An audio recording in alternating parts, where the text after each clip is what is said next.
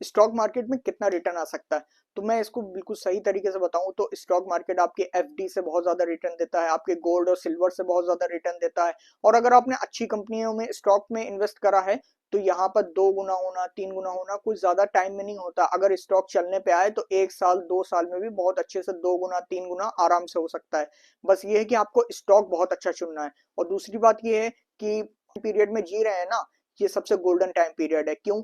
क्योंकि जो है सारी जो बड़ी बड़ी जो देश हैं वो ग्रो हो चुके हैं और हम लोग ग्रोथ कर रहे हैं, अभी हम लोग उस प्रोसेस में हैं।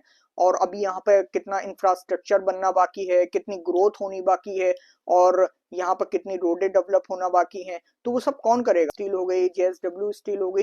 तो ऐसी बहुत सारी कंपनी हैं जो अगर आप सोचें जो आपकी डेली लाइफ से भी जुड़ी हुई कंपनी हैं जिसको हम लोग रोज यूज करते हैं। और इंडिया अभी ग्रोथ कर रहा है, अपनी ग्रोथ की साइकिल में है, और वो लोग ग्रोथ कर चुके हैं, उनकी साइकिल खत्म हो चुकी है। जो भी अमेरिका वाले हो गए, चाइना वाले हो गए, उनकी ग्रोथ इकोनॉमी हो चुकी है पूरी, हम लोग उस प्रोसेस में हैं।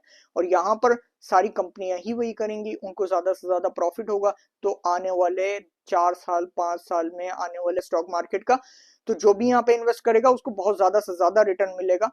ठीक है। और दूसरी बात ये है कि यहाँ वाकई में रिटर्न बहुत ज्यादा है। बस ये है कि कंसिस्टेंसी के साथ में आप उसमें लगे रहें। ठीक है, अपने इन्वेस्टमेंट करिए, उसको रखे रहें, या हर महीने आप उसमें इन्वेस्ट करते रहें। एसआईपी के थ्रू करने से अच्छा है कि आप अपने आप खुद स्टॉक इतना चुन लें, अच्छे अच्छे जो आप डेली लाइफ में यूज करते हैं, आप उन्हीं की कंपनी ले लो, उसी में जो है इन्वेस्ट करते रहो, जिनको आपको पता है कि वो 2 साल 3 साल में डूबेंगे नहीं और उसमें रिटर्न अच्छे से अच्छा मिल सकता है।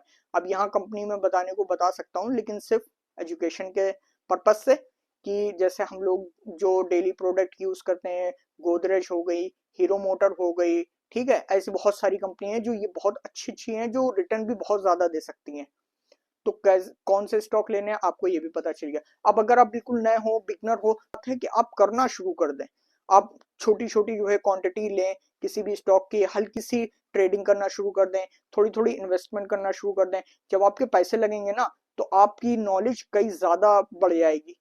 क्योंकि जब हमारे पैसे लगे होते हैं ना तब हमें समझ में आ रहा होता है, फिर उसके बारे में हम लोग बहुत ज्यादा उत्सुक भी होते हैं जानने के बारे में कि स्टॉक मार्केट में कैसे क्या होता है और कैसे प्रॉफिट कैसे लॉस, ये सारी बातें आपको उसमें भी पता चलेंगी। तो आप जब जैसे करते जाएंगे वैसे ही आपकी नॉलेज भी बढ़ती जाएगी। और सबसे अच्छी बात यह है कि आप पोर्टफोलियो बनाएं अपना, थोड़ी थोड़ी क्वांटिटी लेके आप जो है थोड़ा बहुत ट्रेड करना शुरू कर दें। और इन्वेस्टमेंट तो आप अपनी करें ही करें, और इन्वेस्टमेंट तो आप करते ही रहिए।